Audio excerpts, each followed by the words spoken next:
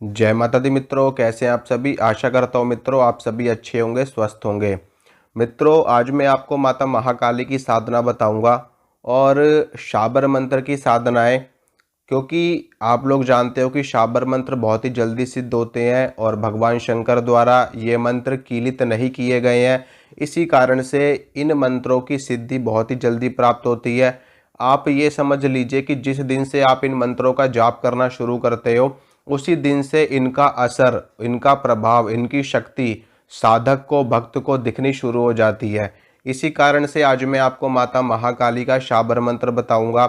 इस मंत्र से आप माता महाकाली की सिद्धि प्राप्त कर सकते हैं, माता महाकाली के दर्शन प्राप्त कर सकते हैं और माता महाकाली की सिद्धि प्राप्त करके आप किसी भी प्रकार के तंत्र को नष्ट कर सकते हैं, किसी भी प्रकार के किए कराए को, ऊपरी बाधा को सदा सर्वदा के लिए काट सकते हैं।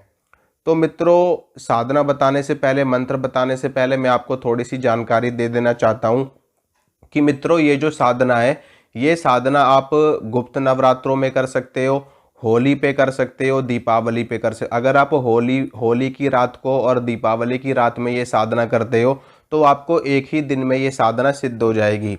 अगर आप गुप्त नवरात्रों में करते हो या फिर प्रकट नवरात्रों में करते हो तो आपको ये साधना 9 दिन करनी पड़ेगी।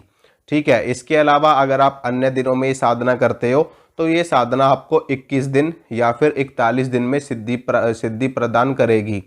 इसके साथ में मैं आपको ये बता देना चाहता हूँ कि जब आप ये साधना करेंगे तो आपको बहुत ही ज़्यादा धैर्य रखना है, बहुत ही ज़्यादा संयम रखना है और धैर्य के साथ में और संयम के साथ में ये साधना करनी है। क्योंकि मित्रों, माता महाकाली के साथ में बहुत सारी शक्तियाँ चलती हैं, अनंत शक्तियाँ माता महाकाली के साथ में चलती हैं। गुरु गोरखनाथ जी चलते हैं, भगवान शंकर चलते हैं और हनुमान जी चलते हैं, भैरव बाबा चलते हैं, माता महाकाली की 64 योगिनियाँ चलती हैं, माँ दुर्गा चलती हैं, जितनी भी देवियाँ हैं सभी माता महाकाली के साथ में चलती हैं। माता मसानी चलती है, माता शीतला चलती हैं।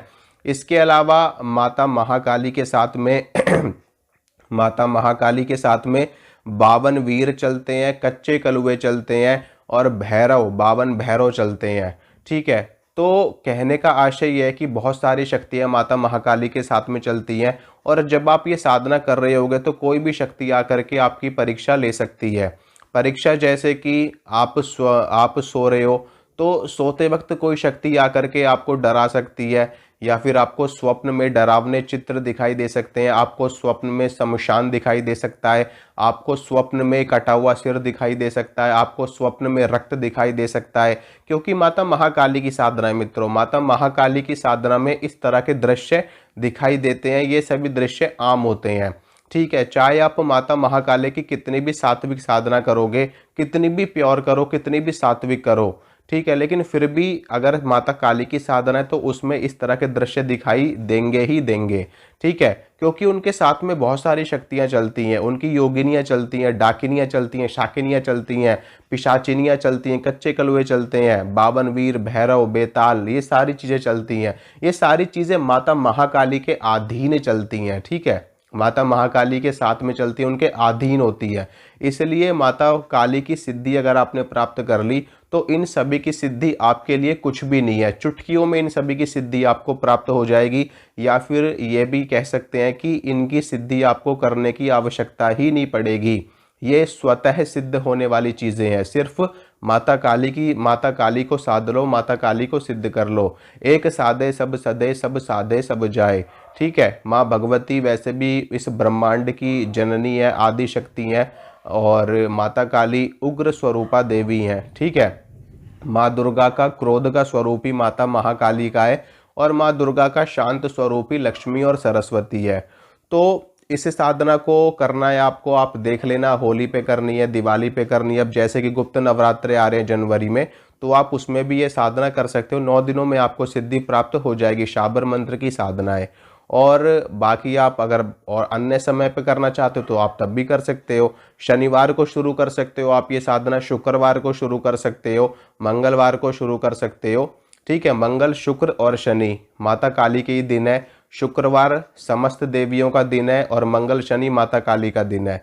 तो इन दिनों में आप ये साधना शुरू कर सकते हो और इसमें आपको ब्रह्मचर्य का पालन करना जब तक आपकी साधना चलेगी, जब तक आप सिद्धि करोगे। 9 दिनों की कर रहे हो तो 9 दिनों तक, एक दिन की करोगे तो एक दिन तक।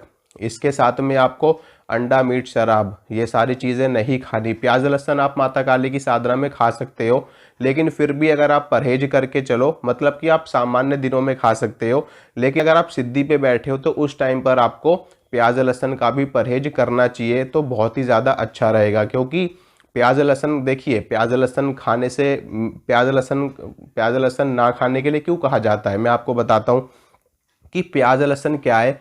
ये तामसिक आहार है, ये उत्तेजक आहार है। जब आप प्याज लहसुन को खाओगे तो ये आपके आपके मन में उत्तेजना उत्पन्न करता है, ठीक है, काम भाव उत्पन्न करता है, काम वासना उत्पन्न करता है, जिससे क्या होता है कि साधना खंडित होने का डर रहता है, ब्रह्मचर्य नष्ट होता है। इसीलिए प्याज लहसुन को खाने से मना किया जाता है, ठीक है। तो ये चीज़ें हैं, इन सभी चीज़ों को आप लोग देख लेना। और जब आप ये साधना करोगे तो सतर्कता के साथ करना, धैर्य के साथ करना, और साधना बीच में छोड़ना मत। अगर आपने साधना उठा ली तो पूरी करना साधना। अब कुछ लोग ये सोच रहे होंगे कि ये साधना क्या जिनके गुरु नहीं है क्या वो लोग कर सकते हैं। देखिए माता काली को अगर आप माँ मानते हो, अगर आप माता मानते हो, या फिर उनको आप अपनी माँ मानते हो, तो आप ये साधना बिना गुरु के भी कर सकते हो। लेकिन अगर आप माता काली को देवी मानते हो या आप उनसे पहले से ही डरते हो, तो फिर आप ये साधना मत करना, ठीक है। देखिए एक हमारी माता होती है, इस जगत की माता है, वो हमारी माता है, तो उनकी साधना करने में कोई डर नहीं है, ठीक है। एक तरीके से आप ये समझ लो कि मैं उनकी साधना नहीं कर रहा, मैं उनकी सेवा कर रहा हूँ। और माँ की सेवा कौन नहीं करता, हर कोई करता है। तो माँ की सेवा करने में किस बात का डर, ठीक है। तो आप ये साधना कर लेना। और अगर आपको डर लगे, अगर आपको भय लगे, आप नहीं कर सकते हो तो मत करना फिर। तो ये आपका चुनाव है। अब मैं आपको बताता हूँ साधना। साधना कैसे करनी है, देखिए एक लकड़ी की चौकी के ऊपर आपको लाल रंग का या फिर काले रंग का वस्त्र बिछाना है लकड़ी की चौकी के ऊपर। आप प्लास्टिक की भी ले सकते हो, या फिर आपके पास में कोई टेबल, कोई स्टूल हो, कुछ भी आप ले सकते हो अपनी सुविधा के अनुसार। उसके ऊपर लाल रंग का या फिर काले रंग का वस्त्र बिछाना। वस्त्र बिछाने के बाद में उसके ऊपर आपको चावलों की ढेरी बनानी है, यानी कि चावल फैला देने हैं पूरे में। और स्वास्तिक बना सकते हो आप, या फिर अष्टदल कमल बना सकते हो, या फिर स्वास्तिक बना सकते हो। उसके ऊपर आपको माता काली की चित्र, फोटो, तस्वीर जो भी आपके पास है वो आपको स्थापित करना है। मूर्ति हो तो मूर्ति स्थापित कर देना। उसके बाद में थोड़ी सी आपको चावलों की ढेरी बनानी है। उसके ऊपर माता महाकाली का यंत्र आपको स्थापित करना है। यंत्र आपको बड़ी ही सरलता के साथ मिल जाएगा, आप चले जाना मार्केट में, यंत्र मिल जाएगा। अगर यंत्र नहीं रखोगे तो भी कोई दिक्कत नहीं है। वैसे भी उनके प्रतीक के स्वरूप में आपने उनकी फोटो रख रखी है, मूर्ति उनकी रख रखी है। अगर मूर्ति रख रहे हो तो यंत्र की भी आवश्यकता नहीं है, फोटो की भी आवश्यकता नहीं है। उनके प्रतीक के स्वरूप में कोई चीज़ रखी जाती है। जब हमारे पास में किसी देवी या किसी देवता की फोटो या तस्वीर नहीं होती तो हम यंत्र को स्थापित करते हैं, ठीक है। अगर आपके पास फोटो तस्वीर है तो आपको यंत्र रखने की कोई आवश्यकता नहीं है। फोटो रखना, तस्वीर रखना माता की, माता के समक्ष सरसों के तेल का दीपक प्रज्वलित करना। माता काली को भोग प्रसाद में आप नींबू दे सकते हो, नींबू की माला उनको चढ़ा सकते हो, और 5 प्रकार की 7 प्रकार की मिठाई चढ़ा सकते हो। लौंग, इलायची, बताशे का भोग आप माता काली को लगा सकते हो। मीठा पान आप उनको चढ़ा सकते हो, लड्डू चढ़ा सकते हो, बर्फ़ी चढ़ा सकते हो, पंचमेवा चढ़ा सकते हो, और अनार का फल आप माता काली को चढ़ा सकते हो। शहद का भोग आप माता काली को लगा सकते हो। खीर का भोग माता काली को लगा सकते हो। तो जो भी आपका सामर्थ्य हो, जो भी आपके पास उपस्थित हो, वो आप माता काली को भोग के रूप में दे सकते हो। इसके बाद में आपको क्या करना है, सर्वप्रथम आपको भगवान गणेश की पूजा अर्चना करनी है, भगवान गणेश को प्रणाम करना है। और भगवान गणेश को प्रणाम करना है, भगवान शंकर को प्रणाम करना है। इन दोनों को प्रणाम करने के बाद में आप माता काली के मंत्र का जाप कर सकते हो रुद्राक्ष की माला पे। मंत्र मैं आपको बताता हूँ, मंत्र सुनिए। ओम क्रीम कालिका 16 वर्षीय जवान, हाथ में खड़क खप्पर तीर कमान, गले नर मुंड माला रहे शमशान। आओ आओ माँ काली के मेरा कहना मान, नहीं आए कालिका तो काल भैरव की दुहाई। ये मंत्र है, स्क्रीन पे भी ये मंत्र चल रहा होगा, वहाँ से भी आप लोग देख सकते हो। इस मंत्र की पूरी आपको 5 माला करनी है, ठीक है। रोज की आपको 5 माला करनी है। 9 दिनों तक, 9 दिनों की साधना कर रहे हो तो 9 दिनों तक आपकी 5 माला होगी। अगर 41 दिन की कर रहे हो तो 41 दिन तक 5 माला होगी। होली दीपावली पे कर रहे हो तो आपको 5 माला में ही सिद्धि मिल जाएगी, ठीक है, तो 5 माला कर लेना। और 5 माला करने के बाद में जो भी आपने मंत्र का जाप किया है वो माता काली को अर्पित कर देना, उनको समर्पित कर देना। अगर आपके कोई गुरु नहीं है तो आप भगवान शिव को अपना गुरु मान करके साधना कर सकते हो, नहीं तो आप अपने इष्ट को ही अपना गुरु मान करके साधना कर सकते हो, माता काली को ही आप अपना गुरु मान करके साधना कर सकते हो। ठीक है, कि हे देवी, हे भगवती, हे माता रानी, हमारा कोई गुरु नहीं है, इसलिए हम आपको ही अपना गुरु मान करके साधना कर रहे हैं, आप हमारी साधना सफल करना, सिद्ध करना। इस प्रकार से जब माता काली को अर्पित कर देना है आपको। उसके बाद में जब जप आप अर्पित कर दोगे तो उसके बाद में माता काली को प्रणाम करना, अपनी गलतियों के लिए क्षमा मांगना और हाथ जोड़ करके अपने आसन को प्रणाम करके आपको उठ जाना है। उसके बाद में वहीं पर आपको सो जाना है, ज़मीन पे ही। ज़मीन पे सो सको तो बहुत अच्छा है, अगर ज़मीन पे नहीं सो सकते तो आपको अलग बिस्तर पे सोना है। जहाँ पर आप अलग सोओगे वहाँ पर कोई और आपके साथ में नहीं सोएगा। ठीक है, आपका बिस्तर, आपका बिस्तर, आपकी खटिया, बिस्तर सब अलग होना चाहिए। तो इसमें क्या होगा कि जब आप रात्रि काल में शयन करोगे, सो जाओगे, तो कोई अन्य व्यक्ति आपके साथ में रहेगा तो आपको अनुभव नहीं होंगे। ठीक है, मतलब अगर होंगे तो बहुत ही कम अनुभव होंगे। और फिर आप साधना में हो, आप इस वक्त उपासना में हो, भक्ति में हो, सेवा में हो, तो ऐसे में आप जितना ज़्यादा अपने आप को शुद्ध और पवित्र रखोगे उतना ही ज़्यादा बेस्ट रहेगा आपको। तो अनुभव होंगे, सपने में आपको माता काली के दर्शन हो सकते हैं और माता काली के दूतों के दर्शन हो सकते हैं, माता काली की योगिनियों के दर्शन हो सकते हैं। शमशान आपको दिखाई दे सकता है सपने में। आपको दीपक यानी कि अखंड ज्योति के दर्शन आपको हो सकते हैं। अखंड ज्योति जो माता की होती है, तेल की जो दीपक जलता है माता का, उसके दर्शन हो सकते हैं। और आपको माता काली के उग्र रूप के भी दर्शन हो सकते हैं। और आपको ऐसी स्त्री के भी दर्शन हो सकते हैं जो कि बहुत ही उग्र रूप आए, खुले खुले बाल है उनके और बहुत ही ज़्यादा भयावह उनकी आकृति है। इस तरह की महिला के आपको दर्शन हो सकते हैं।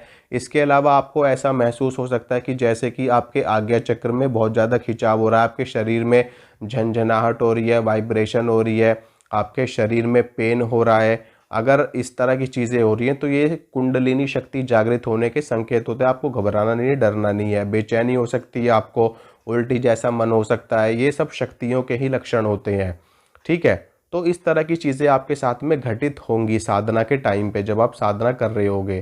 तो जब आपकी साधना पूरी हो जाएगी तो आपकी सिद्धि हो जाएगी। उसके बाद में आपकी जो भी इच्छा हो, जो भी मनोकामना हो, फिर उसके बाद में आप नियमित रूप से एक माला कर सकते हो।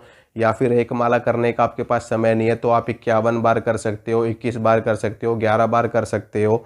और अगर इतना भी नहीं कर सकते तो 3 बार 5 बार तो मंत्र को आप पढ़ ही सकते हो डेली। और जो भी आपकी मनोकामना है जो आपको माता काली से पूरी करवानी है, उसके लिए आपको क्या करना है कि अपनी मनोकामना भोजपत्र के ऊपर लिखना।